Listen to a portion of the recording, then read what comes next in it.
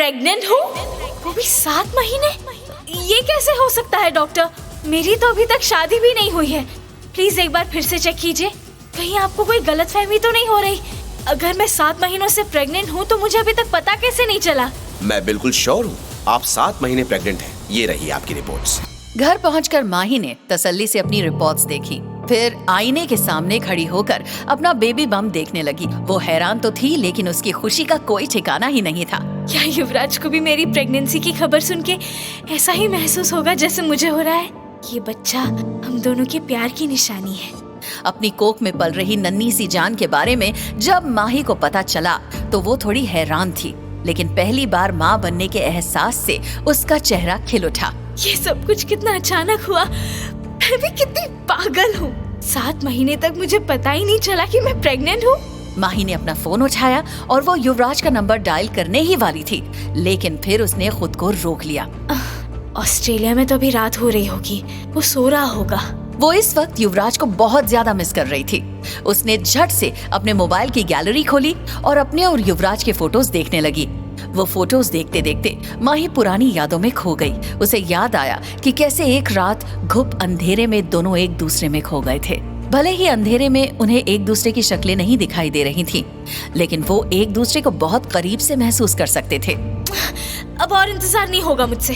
माही ने बेसब्री में युवराज का नंबर डायल कर ही दिया और फोन उठाते ही युवराज ने नींद भरी आवाज में कहा, हेलो माही, क्या हुआ?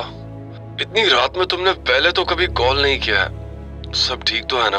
बात ही कुछ ऐसी है युवराज, मैं खुद को तुम्हें कॉल करने से रोक ही नहीं पाई। I am 7 months pregnant. Well, congrats Mahi, I am really happy for you.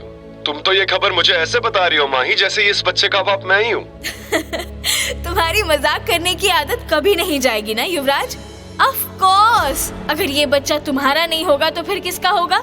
Mahi, I think तुम्हारा दिमाग खराब हो चुका है। मैं इस वक्त बिल्कुल भी मजाक के मूड में नहीं हूँ, और जब भी ऐसा मजाक करने का मन करे तो प्लीज दिन में किया करो। इस तरह से रात को मेरी नींद मत खराब करो। नहीं युवराज, हम दोनों सच में माँ बाप बनने वाले हैं। मैंने व्हाट्सएप पे तुम्हें अपनी प्रेगनेंसी रिपोर्ट्स भी भेजी है, एक बार वो चेक करो। युवराज ने जैसे ही वो रिपोर्ट्स देखी तो माही और युवराज के बीच एक अजीब सी खामोशी छा गई। फिर थोड़ी देर के बाद युवराज ने कहा, Mahi, I am really sorry to break your heart, मगर मैं सच में इस बच्चे का बाप नहीं हूँ। बी लॉजिकल माही, मैं कभी तुम्हारे करीब ही नहीं आया हूँ, तो मैं तुम्हारे बच्चे का बाप कैसे बन सकता हूँ? युवराज की बात सुनते ही माही के चेहरे का रंग उड़ गया। युवराज, तुम इतनी बड़ी बात भूल कैसे सकते हो? उस रात जब तुम ऑस्ट्रेलिया जा रहे थे, वो पार्टी वाली रात युवराज, उस रात हम दोनों एक दूसरे के साथ थे। प्लीज अच्छे से याद करो। कौन सी रात माही? मैं किसी रात तुम्हारे साथ नहीं था। युवराज की बात सुनते ही माही की आंखों से आंसू छलक उठे। लेकिन उस रात तो तुमने मुझसे आई लव यू कहा था और हम रात भर एक दूसरे के साथ। माही सुनो, मैं कभी किसी रात तुम्हारे साथ नहीं था। ये बच्चा मेरा नहीं है। तुम पागल हो चुकी हो। तुम सिर्फ मेरी अच्छी दोस्त हो, इससे ज्यादा कुछ नहीं। तभी माही को पीछे से एक लड़की की आवाज सुनाई दी। क्या हुआ डार्लिंग? कौन है फोन पर? फोन पे माही है क्या? अचानक ही कॉल डिस्कनेक्ट हो गया। माही का दिल घबराहट से जोर जोर से धड़क रहा था। सिर्फ अच्छी दोस्त, ये क्या कह रहा था युवराज? वो इस तरह से क्यों बिहेव कर रहा था? और ये लड़की कौन थी उसके साथ? वो भी इतनी रात में?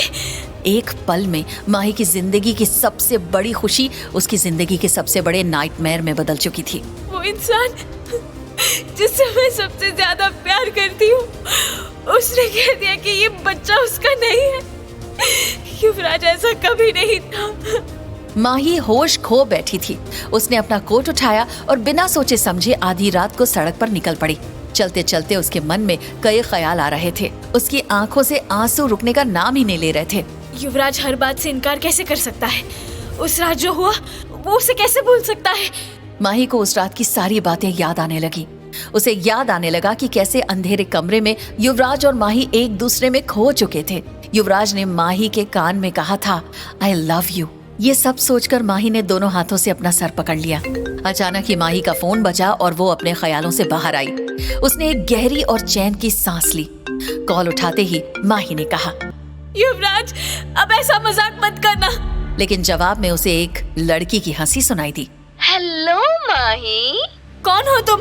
उस लड़की की हंसी में कुछ बहुत अजीब था, जैसे वो हंसी माही को काटने को दौड़ रही हो। अरे माही, तुमने मुझे पहचाना नहीं? माही ने गौर से उस आवाज को पहचानने की कोशिश की और कहा, रागिनी, तुम वहाँ कैसे? ये तो युवराज का फोन है। तुम इतनी रात में ऑस्ट्रेलिया में युवराज के पास क्या कर रही हो?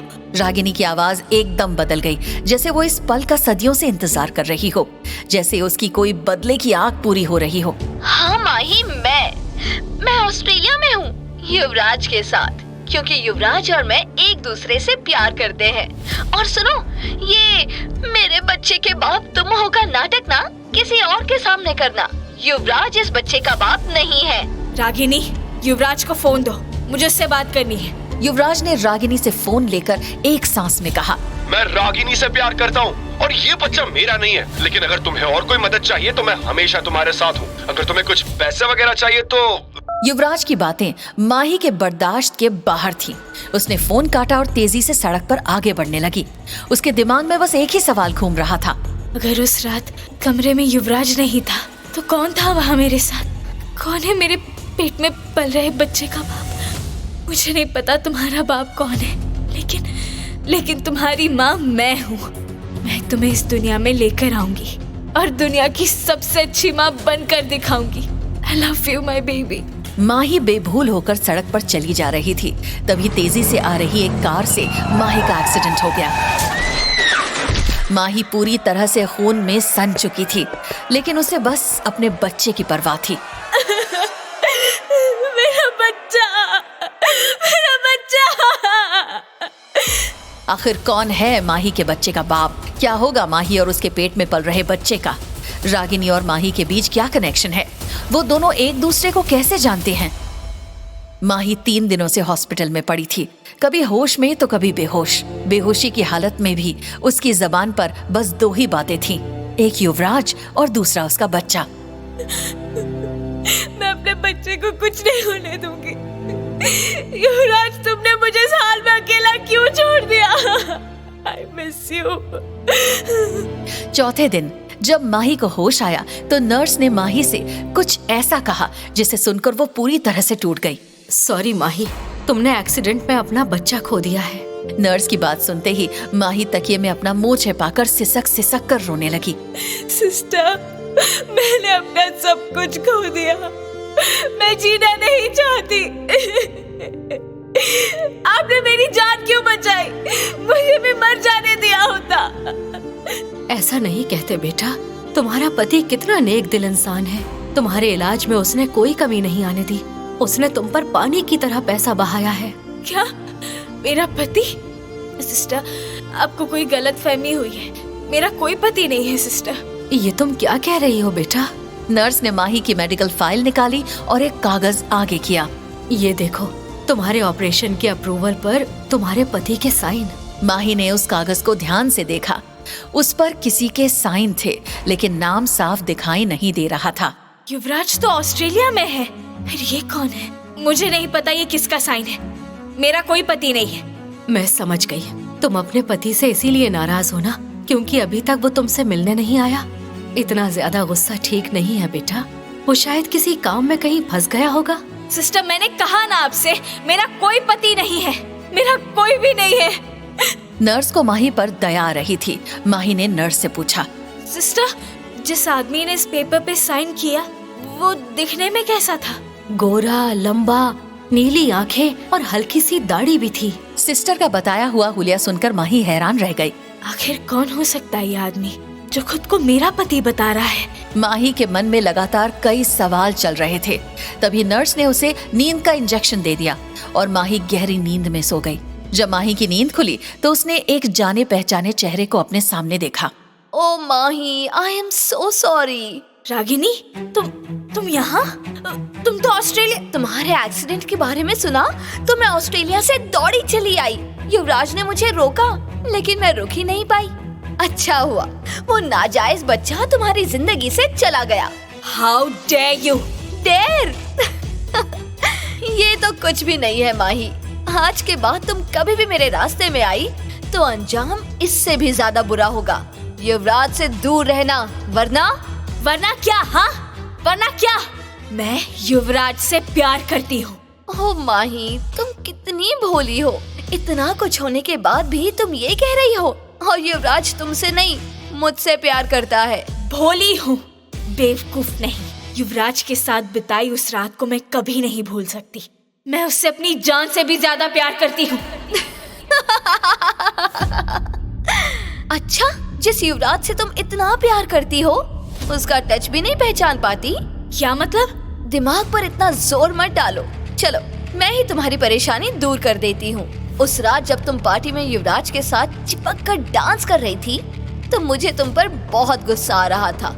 तो तुम जैसे छोटे शहरों की लड़कियों का मकसद ही होता है अमीर घर के लड़कों को फंसाना।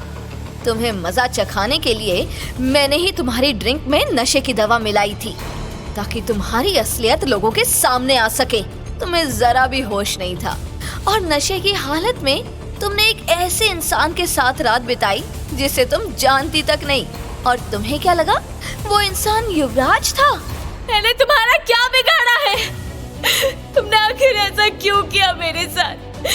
तुमने बताया होता तो मैं तुम्हारे और युवराज के बीच से हट जाती। सिर्फ युवराज ही वजह नहीं है इस सब के पीछे। तुम अच्छी तरह से जानती हो कि मैंने तुम्हारे साथ ये सब क्यों किया, और अभी तक मेरा बदला पूरा नहीं हुआ है। तुम्हारी इस भोली शक्ल से दुनिया वाले बेवकूफ बनते हैं, लेकिन मैं तुम्हारी असलियत जानती हूँ, और मैं तुम्हारी असलियत सबके सामने ला कर ही रहूंगी। आखिर ऐसी कौन सी असलियत है माही की? रागिनी उससे किस बात का बदला लेना चाहती है? कौन है वो अनजान शख्स जिसने रागिनी के साथ रात बिताई? कौन है वो आदमी जो खुद को माही का पति बता रहा है? अब आगे क्या होगा माही के साथ? जानने के लिए अभी इंस्टॉल करें पॉकेट FM ऐप और सुने शो राबता बिल्कुल फ्री में। माही ने अनजाने में रागिनी के साथ कुछ ऐसा किया था कि जो रागिनी कभी माही की बेस्ट फ्रेंड थी, अब उसकी जानी दुश्मन बन चुकी थी। रागिनी ने ठान लिया था कि वो माही को दर दर की ठोकरें खाने पर मजबूर कर देगी। रागिनी माही के सामने अपने मन में भरा जहर उगल ही रही थी कि तभी अचानक वहां हॉस्पिटल की नर्स आई और उसने कहा, पेशेंट की दवा का वक्त हो गया है, आप जरा बाहर जाइए। नर्स ने रागिनी को बाहर भेजकर माही को इंजेक्शन दिया। माही कुछ बेहोश सी होने लगी थी, लेकिन उसे रागिनी की आवाज सुनाई दे रही थी। रागिनी रोने का नाटक करते हुए युवराज से फोन पे कह रही थी कि युवराज, माही को गहरा सदमा लगा है। वो पूरी तरह से पागल हो चुकी है। मैं उसे पागल खाने भेजने का इंतजाम कर रही हूँ। रागिनी की बात सुनकर माही घबरा चुकी थी। ये मुझे नर्स ने कौन सा इंजेक्शन दिया है? मैं अचानक बेहोश क्यों हो रही हूँ? इस बेहोशी की हालत में मैं यहाँ से बाहर कैसे निकलूंगी? पर अगर आज मैं इस हॉस्पिटल से बाहर नहीं निकली तो रागिनी मुझे पागल खाने पहुँचा देगी। माही के दिमाग पर एक अजीब सी बेहोशी छा रही थी और उसके दिमाग में पिछली सारी बातें अचानक रिकॉल होने लगी। 17 साल की कच्ची उम्र में छोटे शहर की माही अपने घर से भागकर फिल्म की एक्ट्रेस बनने मुंबई आई थी। आज मैं इस शहर में पहली बार कदम रख रही हूँ, लेकिन एक दिन ऐसा आएगा जब मैं इस शहर पे राज करूंगी। Rickshaw, rickshaw! भैया, आराम नगर, वर्सोवा अंधेरी वेस्ट। अरे, उतरते ही ऑडिशन देने जा रही है का? ऑटो चलाने के साथ साथ लोगों का दिमाग भी पढ़ लेते हैं क्या? आपको कैसे पता चला मैं एक्ट्रेस बनने आई हूँ? आपकी शकल सूरत, आंखों में बड़े बड़े सपने, और आपने कहा ना आपको आराम नगर जाना है। वहाँ पर सारे फिल्म एडवर्टाइज का ऑडिशन सब होता है। बस इन्हीं बातों से हम समझ गए दीदी। अरे वाह, क्या बात है भैया। वैसे अभी तो मुझे रंगशिला थिएटर जाना है। पहले काम सीखूंगी, उसके बाद सुपरस्टार बनूंगी। सुपरस्टार माही। सुपरस्टार बनने के बाद हमें भूल मत जाइएगा दीदी। याद रखिएगा, मुंबई आके सबसे पहले आप हमरे ही ऑटो में बैठी थी। और हाँ दीदी, जरा संभाल कर रहना। इस शहर में भला करने वाले लोग भी हैं और फायदा उठाने वाले भी। ऑटो वाले ने माही को रंगशिला थिएटर ग्रुप के सामने छोड़ दिया था। माही थिएटर के अंदर गई और उसने वहाँ एक लड़की से पूछा, एक्सक्यूज मी, वो सिन्हा सर कहाँ मिलेंगे? ओह माय गॉड माही, तुम आ गई? यहाँ पे कब से तुम्हारा इंतजार हो रहा है। रंगशीला थिएटर ग्रुप को तुम्हारे जैसे टैलेंटेड एक्ट्रेस की सख्त जरूरत है। Hi, I am Ragini, Sinha sir's daughter. मैं तुम्हारे आने से बहुत खुश हूँ। मुझे हमेशा से एक बड़ी बहन चाहिए थी। आज से तुम मेरी बड़ी बहन हो। पापा ने तुम्हारे वेलकम के लिए मुझे यहाँ भेजा है। Hi Ragini, nice to meet you. Train के सफर से सीधा यहाँ आ गई। तुम्हारे डेडिकेशन की तो दाद देनी पड़ेगी, बट इतना डेडिकेशन भी ठीक नहीं है। मेरे साथ घर चलो, फ्रेश हो जाओ, कुछ खा पी लो, फिर आज के दिन रेस्ट करो और उसके बाद हम काम पे लगते हैं। बेहोशी की हालत में माही के दिमाग में बीते दिनों की बातें चल रही थी कि अचानक उसने करंट के झटके महसूस किए और वो जोर जोर से चिल्लाने लगी। छोड़ो, छोड़ दो मुझे, छोड़ो, जाने दो। माही ने अपने पास पड़ी कैंची डॉक्टर के गले पे लगाते हुए कहा, मुझे यहाँ से जाने दे बुढ़े, नहीं तो मैं तुझे जान से मार दूंगी। मैंने कहा था ना, ये पूरी तरह से पागल हो चुकी है। इसका इलाज अब पागल खाने में ही होगा। मैं खुद को रागिनी की साजिश से बचा के ही रखूंगी। अपने बच्चे को भी ढूंढूंगी और मैं ये भी पता लगा कर रहूंगी कि आखिर उस रात मेरे साथ कौन था। इन सारे सवालों के जवाब मिलेंगे आपको कहानी के अगले एपिसोड में। तो बिना देर किए नीचे दिए इंस्टॉल बटन पर क्लिक करके अभी डाउनलोड करें पॉकेट FM ऐप और सुने शो राबता।